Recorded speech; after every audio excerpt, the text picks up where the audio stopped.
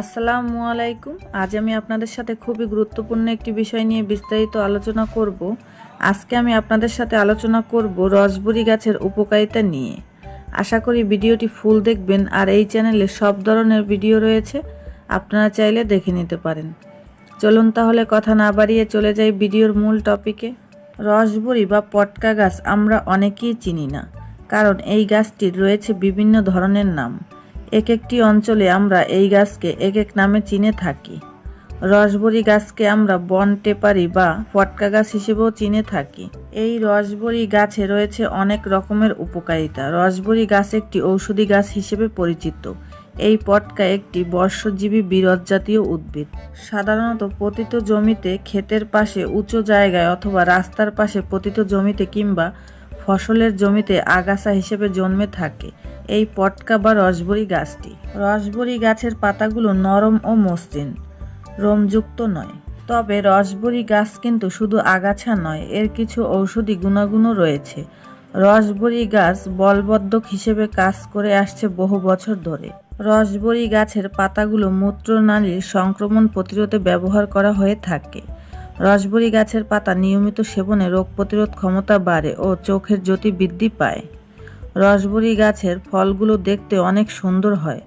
ফলগুলো পাকলে লাল হয়, ভেতরে অনেকগুলো ছোট বীজ থাকে।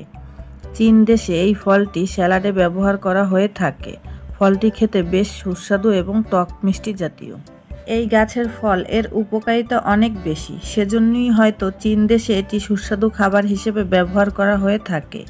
তবে আমাদের দেশে এই ফলটিকে শিশুরা খেলনা হিসেবে বেশি ব্যবহার করে।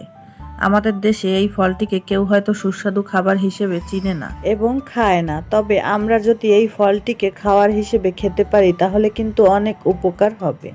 বিশেষ করে যাদের চোখের জ্যোতি কম তাদের জন্য রসবুরি গাছের পাতাগুলো শাক হিসেবে রান্না করে খাওয়া প্রয়োজন।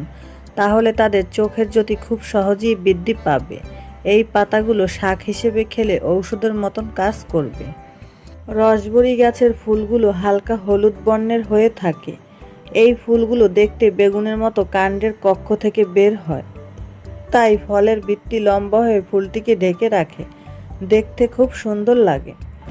আমরা যেহেতু জেনে নিলাম যে রসবুরি গাছের বেশ কিছু উপকারিতা রয়েছে, সেহেতু আমরা এখন থেকে সতর্ক থাকব।